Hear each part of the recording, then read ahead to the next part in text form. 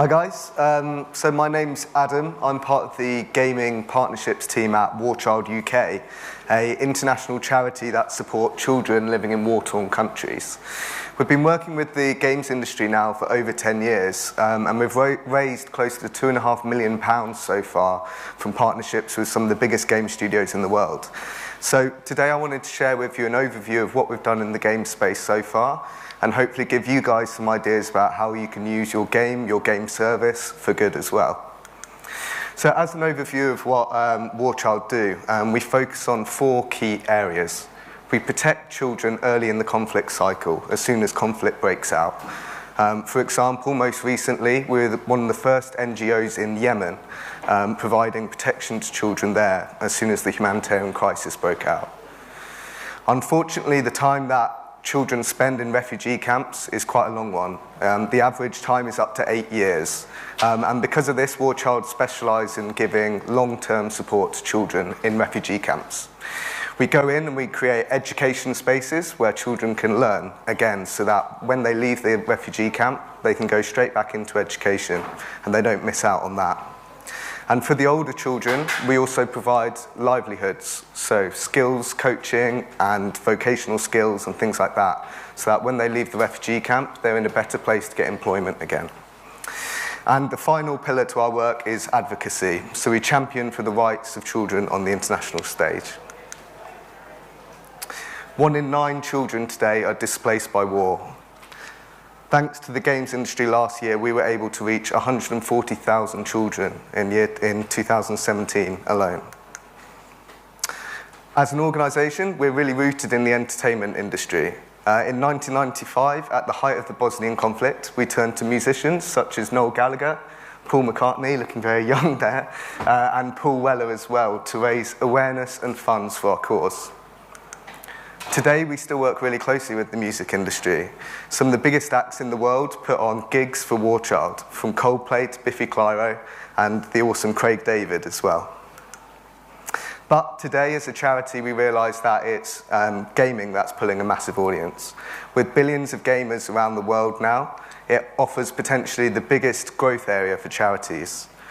And also, it's our turn to give back at the scale that the music industry has. So since 2007, we've been working closely with the games industry. We started off with Football Manager, who donate a portion of every sale to War Child. They also promote the cause on the outside of the pitch and have branding in-game as well, which is awesome. In 2014, we had our first charity partnership with World of Tanks. World of Tanks run frequent in-game sales, and they do in-game charity sales as well, where the proceeds raised go to support the charity. In 2015, we also partnered with 11-bit studios' This War of Mine. If you haven't played it, it's an amazing game from the civilian's perspective of war. It's really powerful. They actually created a new DLC just for War Child, and all the proceeds raised went to our cause. It remains today one of the highest rated DLCs on the PC game platform Steam. And in 2017, we launched our gaming hub, which is called Game On. It's basically the brand for all of our gaming activations going forward. So where we are now, we've planned a whole list of gaming activations for studios, games developers, and game services to get involved in. Reach out to the charities that you guys believe in. They'll have a list of a timeline of activations throughout the year, and there'll be loads of ways you can get involved and add a gaming element to that. Our first activation this year is a charity game jam called Help. So this uses your guys' amazing skill set to create new games for War Child.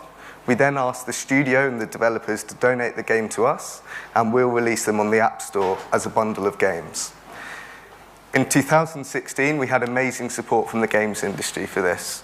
Over 12 leading game studios took part, including Sports Interactive, Rovio, Creative Assembly, Bossa and Hardlight, and many more.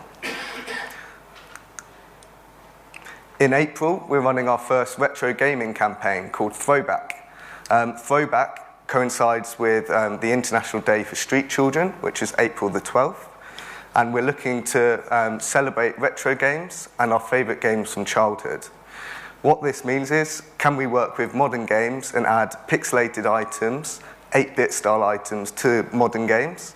Can we get streamers to play their favourite games from childhood? And can we do other things with the whole retro revival that we're seeing at the moment with Crash Bandicoot and Sonic Mania, for example?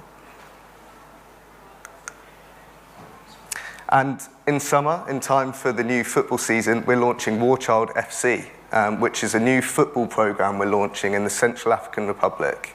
This works with children that have been associated with armed groups.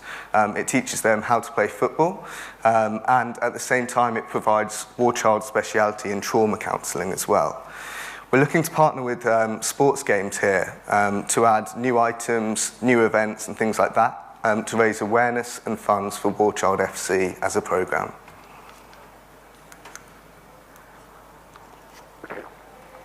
And every November, we have a campaign called Armistice. Armistice is a celebration of peace in games with themes of conflict and violence. It's an award-winning campaign now. In 2017, we worked with 11 mobile gaming studios as part of Armistice, and we had amazing support from Google Play in terms of promotion as well. It was the first time we tested the waters with Armistice on mobile, and 2018 is set to be a bigger year again. So, how can you help? Well, there's been loads of talk all day today about live ops and what this means for revenue and how we can get the most out of our players and things like that and our whales. But wouldn't it be great if we could use the daily challenges and the in-game events that we have for good as well? Studios are planning 3 months, 6 months, 12 months in advance their live ops schedule. So why not do a charity campaign amongst that as well? You can test the impact this has on retention. Is running a charity campaign going to draw more people back into your game that haven't activated the game for a little while? And also, are more people going to take part in an event if a charity is associated with it? The donation here can be for every person that takes part in the event, a donation can be made to the charity, which gives an extra incentive for people to get involved. Last year, we worked with Social Point's Dragon City, and they have frequent breeding events in the game. So for our Armistice campaign about peace, for a limited time you could breed the Peace Dragon, and for every Peace Dragon that was bred, a donation was made to Warchild. It was really cool. Or you can add new items to your game as well. This is the Healer in the Respawnables, which is a first-person shooter on mobile. It's really fun. The gun was absolutely massive, but instead of doing damage, you could heal your allies with it. And there's some great footage on YouTube of people running around. It was completely overpowered, just healing all their allies, and their team was guaranteed to win. But obviously no complaints from Warchild there. So yeah, why not add a new item to the game that's associated with the charity that you believe in? If it's an environmental charity, maybe you can add green items. If it's a children's charity, maybe you can add items that's symbolic of childhood. These items could be lined up with the next game update, and they can be unlocked through microtransactions or from competing in in-game events. And of course, the biggest revenue driver for mobile games is in-app purchases. So you'll be running frequent in-app purchase sales in your games already. So again, why not test adding a charity angle to this? It's really important to be transparent on this. You need to show the exact percentage that's going to the charity. It also needs to be made clear that the player isn't donating directly to the charity. They're paying the studio for the items in the game, and then the studio is making the donation to the charity. It's quite important for that. And also, again, why not test the impact that having a charity sale in your game makes on your revenues? Are more people paying to be part of this campaign? And once they're paying, are they more likely to pay again in the future? This is things we can test. The data actually shows that 55% of gamers would make in-game purchases if charities were linked to them, which is really high. And on the right here, we have 2 examples from our Armistice campaign again. So Dominations, the hit strategy game on mobile. They sold for a limited time the peace treaties in the game, which basically give you immunity to attack, and other non-violent resources, so food and coins and things like that. And at the bottom, we also partnered with Tencent and Miniclip's War Wings. And in that, you were able to unlock a peace medal that players could brandish on their plane and on their profile to show support for the campaign.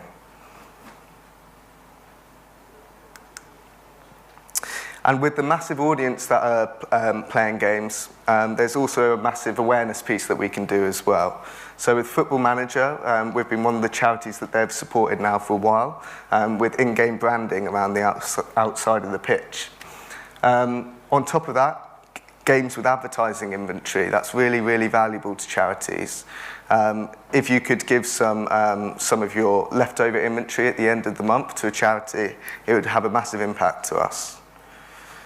And for the first time last year as well, we held the first ever virtual ceasefire in games. So this idea was taking the 1 minute silence that we all hold on the 11th of November and extending it to the game environment as well. It's just a great example of how game studios can get really creative when supporting a charity. And we're looking to extend that this year by trying to push it across multiple games. And it doesn't have to stop there. There's many ways to get involved in charities, from all the traditional methods of marathons, tough mudders, cycling challenges, and things like that. And of course, game jams, using your skill set to make new content and hopefully raising loads of money to support charitable causes. We've had massive support across the industry so far. It's amazing to see that the games industry is supporting the whole Games for Good trend. And with millions of players at our fingertips, we really can make a difference to charitable causes. We can empower gamers to give back by playing the games that they love, and we think that's really cool.